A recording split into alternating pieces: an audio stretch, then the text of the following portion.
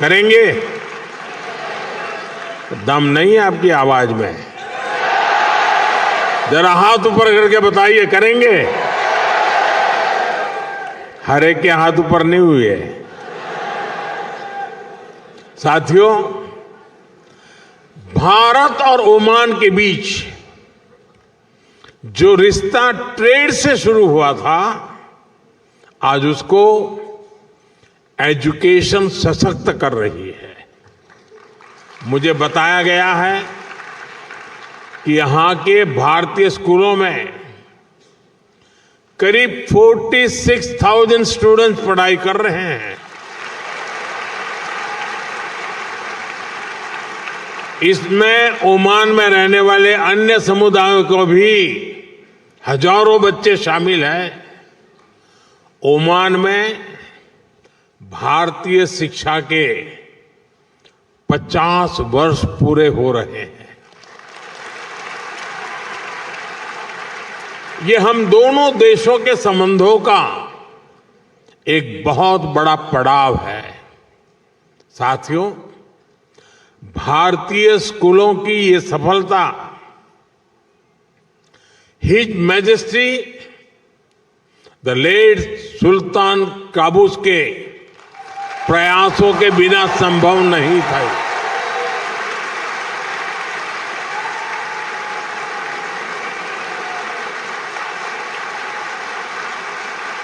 उन्होंने Indian school मस्कत सहित अनेक भारतीय स्कूलों के लिए जमीन दी और जरूरी मदद की। इस परंपरा को हिज मैजेस्टी सुल्तान हैथम ने आगे बढ़ाया।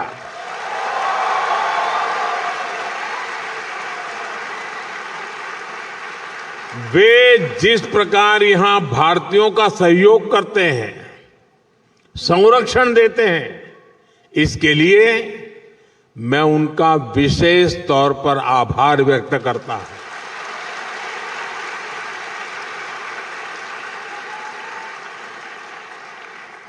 साथियों, आप सभी परीक्षा पे चर्चा कार्यक्रम से भी परिचित हैं।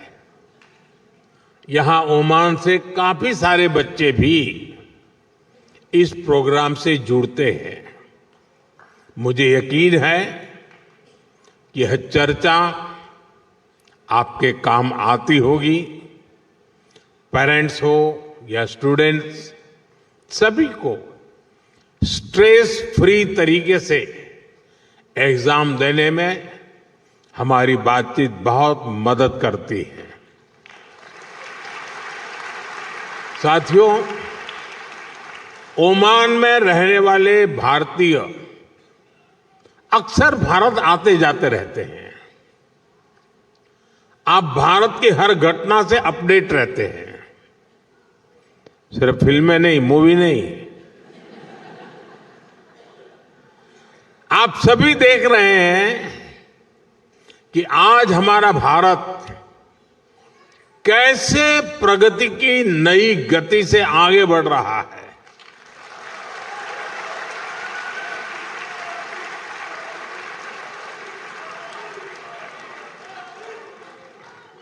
भारत की गति हमारे इरादों में दिख रही है, हमारी परफॉर्मेंस में नजर आती है।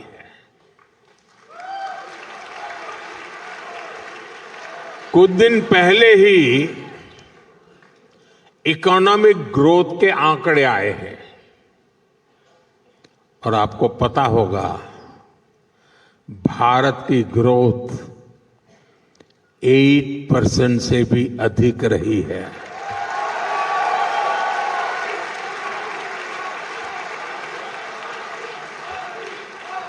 यानी भारत लगातार दुनिया की फास्टेस्ट ग्रोइंग मेजर इकोनॉमी बना हुआ है। और ये तब हुआ है जब पूरी दुनिया चुनौतियों से घिरी हुई है। दुनिया की बड़ी बड़ी इकोनॉमीज कुछ ही % ग्रोथ अचीव करने के लिए तरस गई है, तरस।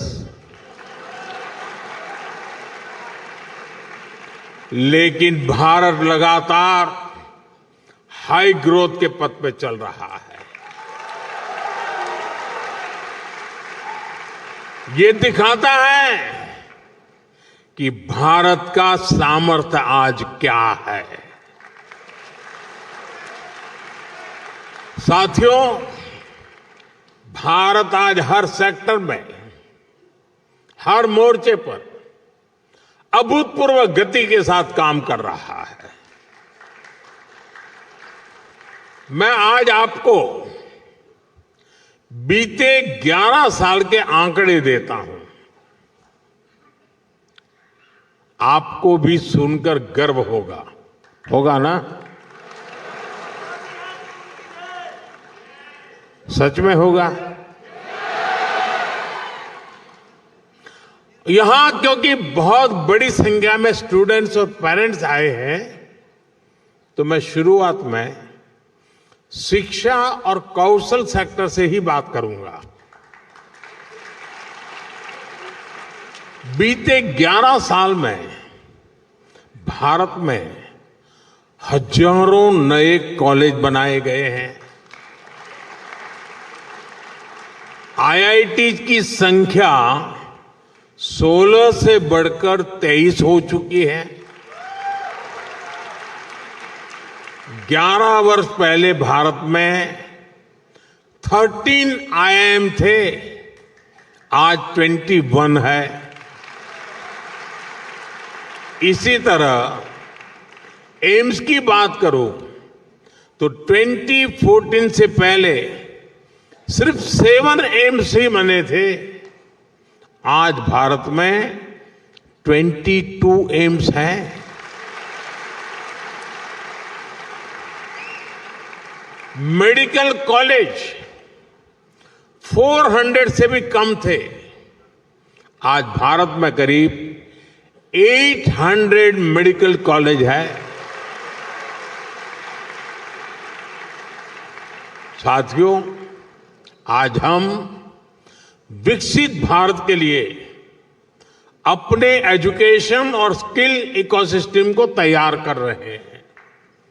न्यू एजुकेशन पॉलिसी इसमें बहुत बड़ी भूमिका निभा रही है।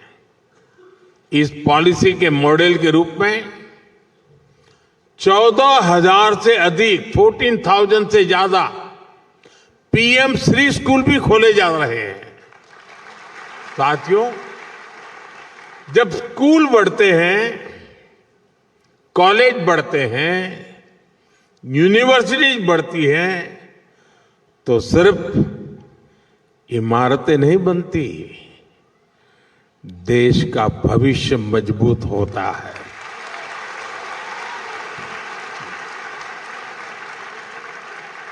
साथियों, भारत के विकास की स्पीड और स्केल शिक्षा के साथ ही अन्य क्षेत्रों में भी दिखती है। बीते 11 वर्षों में हमारी solar energy installed capacity 30 time बढ़ी है, 30 गुना बढ़ी है। सोलर मॉड्यूल मैन्युफैक्चरिंग 10 गुना बढ़ी है, 10 टाइम। यानी भारत आज ग्रीन ग्रोथ की तरफ तेजी से कदम आगे बढ़ा रहा है। आज भारत दुनिया का सबसे बड़ा फिनटेक इकोसिस्टम है। दुनिया का दूसरा सबसे बड़ा स्टील प्रोड्यूसर है, दूसरा सबसे बड़ा मोबाइल मैन्युफैक्चरर है। अब आपके जेब में मोबाइल होगा तो लिखा होगा मेड इन इंडिया।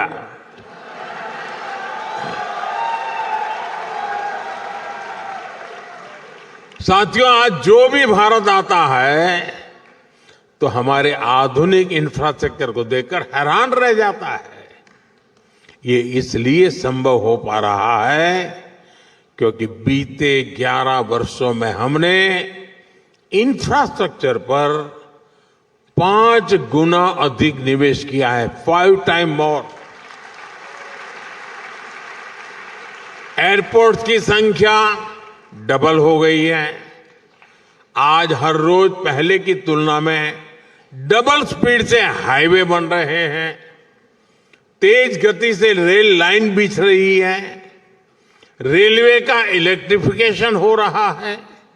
साथियों, ये आंकड़े सिर्फ उपलब्धियों के ही नहीं हैं, ये विकसित भारत के संकल्प तक पहुंचाने वाली सीढ़ियां हैं। 21वीं सदी का भारत बड़े फैसले लेता है, तेजी से निर्णय लेता है, बड़े लक्ष्यों के साथ आगे बढ़ता है और एक तय टाइमलाइन पर रिजल्ट लाकर ही दम लेता है। साथियों, मैं आपको गर्व की एक और बात बताता हूं। आज भारत दुनिया का सबसे बड़ा डिजिटल पब्लिक इंफ्रास्ट्रक्चर बना रहा है। भारत का यूपीआई यानी यूनिफाइड पेमेंट्स इंटरफेस दुनिया का सबसे बड़ा real time digital payment system है।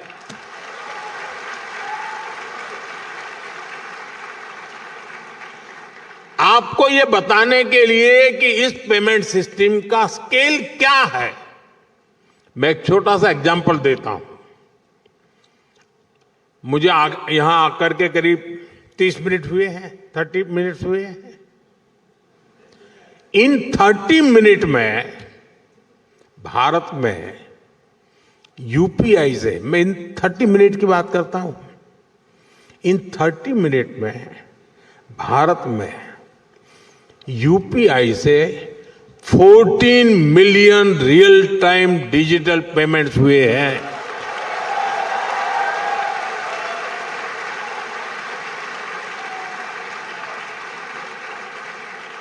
इन ट्रांजैक्शन की टोटल वैल्यू 20 बिलियन रुपीज है, उससे भी ज्यादा है। भारत में बड़े से बड़े शोरूम से लेकर एक छोटे से वेंडर तक सब इस पेमेंट सिस्टम से जुड़े हुए हैं। साथियों, यहां इतने सारे स्टूडेंट्स हैं, मैं आपको एक और दिलचस्प उदाहरण दूंगा। भारत के डिजी लॉकर की आधुनिक व्यवस्था बनाई है। भारत में बोर्ड के एग्जाम होते हैं तो मार्कशीट सीधी बच्चों के डिजी लॉकर अकाउंट में आ जाती है। जन्म से लेकर बूढ़ापे तक जो भी डॉक्यूमेंट सरकार जनरेट करती है वो डिजी लॉकर में रखा जा सकता है। ऐसे बहुत सारे डिजिटल सिस्टम आज भारत में ईज ऑफ लिविंग सुनिश्चित कर रहे हैं। साथियों, भारत के चंद्रयान का कमाल भी आप सभी ने देखा है।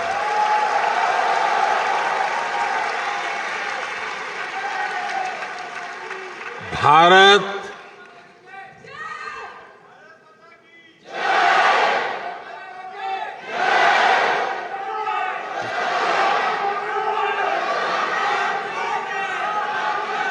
साथियों, भारत दुनिया का पहला ऐसा देश है जो मून के साउथ पोल तक पहुंचा है। सिर्फ इतना ही नहीं, हमने एक बार में 104 सैटेलाइट्स को एक साथ लॉन्च करने का कीर्तिमान बनाया है।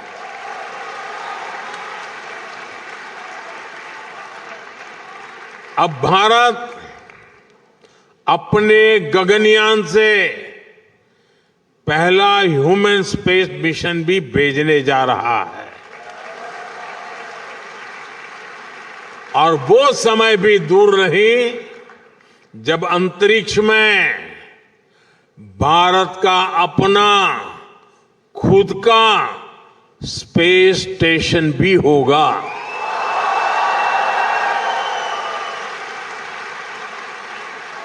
साथियों, भारत का स्पेस प्रोग्राम सिर्फ अपने तक सीमित नहीं है। हम ओमान की स्पेस एस्पिरेशंस को भी सपोर्ट कर रहे हैं।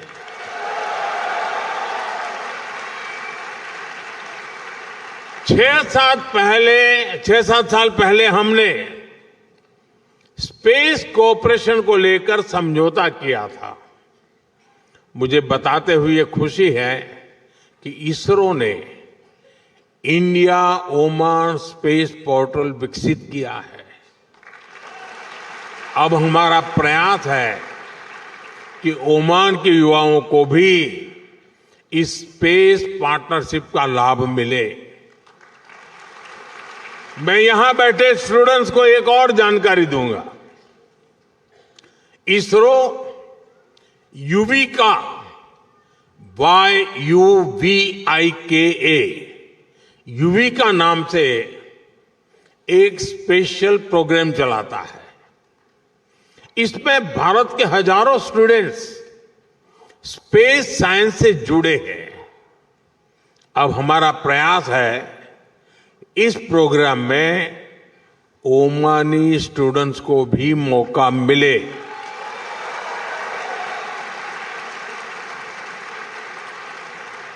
ये यूविका याद रखोगे? यूविका याद रखोगे? तो फिर जुड़ जाओ। मैं चाहूंगा कि ओमान के कुछ स्टूडेंट्स बेंगलुरु में इसरो के सेंटर में आए, वहां कुछ समय गुजारें। ये ओमान के युवाओं की स्पेस एस्पिरेशंस को नई बुलंदी देने की बेहतरीन शुरुआत हो सकती है। साथियों, आज भारत अपनी समस्याओं के सॉल्यूशंस तो खोज ही रहा है।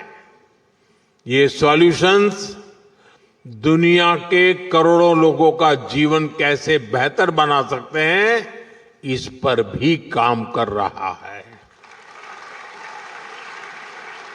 सॉफ्टवेयर डेवलपमेंट से लेकर पेरोल मैनेजमेंट तक, डेटा एनालिसिस से लेकर कस्टमर सपोर्टर तक, अनेक ग्लोबल ब्रांड्स भारत के टैलेंट की ताकत से आगे बढ़ रहे हैं। दशकों से भारत आईटी और आईटी एनेबल सर्विसेज का ग्लोबल पावर हाउस रहा है। अब हम मैन्युफैक्चरिंग को आईटी की ताकत के साथ जोड़ रहे हैं और इसके पीछे की सोच वसुधैव कुटुंबकम से ही प्रेरित है। यानी make in India, make for the world. साथियों, वैक्सीन हो या जेनरिक मेडिसिन्स, दुनिया में फार्मेसी ऑफ द वर्ल्ड कहती है। यानी भारत के एफोर्डेबल और क्वालिटी हेल्थ केयर सॉल्यूशंस दुनिया के करोड़ों लोगों का जीवन बचा रहे हैं। कोविड के दौरान भारत ने करीब 30 करोड़ वैक्सीन्स दुनिया को भेजी थी। मुझे संतोष है कि करीब 100,000 made in India Covid vaccines Oman के लोगों के काम आ सकी। और साथियों, याद कीजिए, ये काम भारत ने तब किया जब और कोई सिर्फ और सिर्फ अपने देश के बारे में ही सोच रहा था। तब हम दुनिया की चिंता करते थे। भारत ने अपने 140 करोड़ नागरिकों को भी रिकॉर्ड टाइम में वैक्सीन लगाई और दुनिया की जरूरतें भी पूरी की। ये भारत का मॉडल है, ऐसा मॉडल जो 21वीं सेंचुरी की दुनिया को नई उम्मीद देता है। इसलिए आज जब Bharat made in India chief बना रहा है, एआई, क्वांटम कंप्यूटिंग और ग्रीन हाइड्रोजन को लेकर मिशन मोड पर काम कर रहा है, तब दुनिया के अन्य देशों में भी उम्मीद जगती है कि भारत की सफलता से उन्हें भी सहयोग मिलेगा। साथियों, आप यहां ओमान में पढ़ाई कर रहे हैं, यहां काम कर रहे हैं। आने वाले समय में आप ओमान के विकास में, भारत के विकास में बहुत बड़ी भूमिका निभाएंगे। आप दुनिया को लीडरशिप देने वाली पीढ़ी है। ओमान में रहने वाले भारतीयों को असुविधा न हो, इसके लिए यहां की सरकार हर संभव सहयोग दे रहती है। भारत सरकार भी आपकी सुविधा का पूरा ध्यान रख रही है। पूरे ओमान में 11 काउंसलर सर्विस सेंटर्स खोले हैं। साथियों, बीते दशक में जितने भी वैश्विक संकट आए हैं, उनमें हमारी सरकार ने तेजी से भारतीयों की मदद की है। दुनिया में जहां भी भारतीय रहते हैं, हमारी सरकार कदम कदम पर उनके साथ है। इसके लिए Indian community welfare fund, mother portal और प्रवासी भारतीय बीमा योजना जैसे प्रयास किए गए हैं। साथियों, भारत के लिए ये पूरा क्षेत्र बहुत ही स्पेशल है और ओमान हमारे लिए और भी विशेष है। मुझे खुशी है कि भारत ओमान का रिश्ता अब skill development, digital learning, student exchange और एंटरप्रेन्योरशिप तक पहुंच रहा है। मुझे विश्वास है आपके बीच से ऐसे यंग इनोवेटर्स निकलेंगे जो आने वाले वर्षों में इंडिया ओमान रिलेशनशिप को नई ऊंचाई पर ले जाएंगे। अभी यहां भारतीय स्कूलों ने अपने 50 साल सेलिब्रेट किए हैं। अब हमें अगले 50 साल के लक्ष्यों के साथ आगे बढ़ना है। इसलिए मैं हर यूथ से कहना चाहूंगा, dream big, learn deeply, innovate boldly.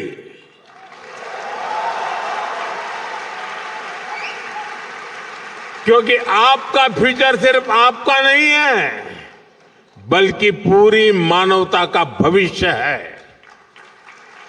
आप सभी को एक बार फिर उज्जवल भविष्य की बहुत बहुत शुभकामनाएं।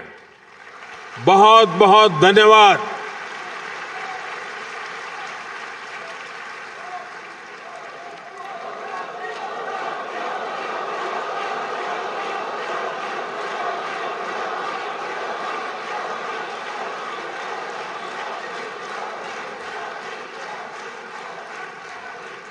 Thank you.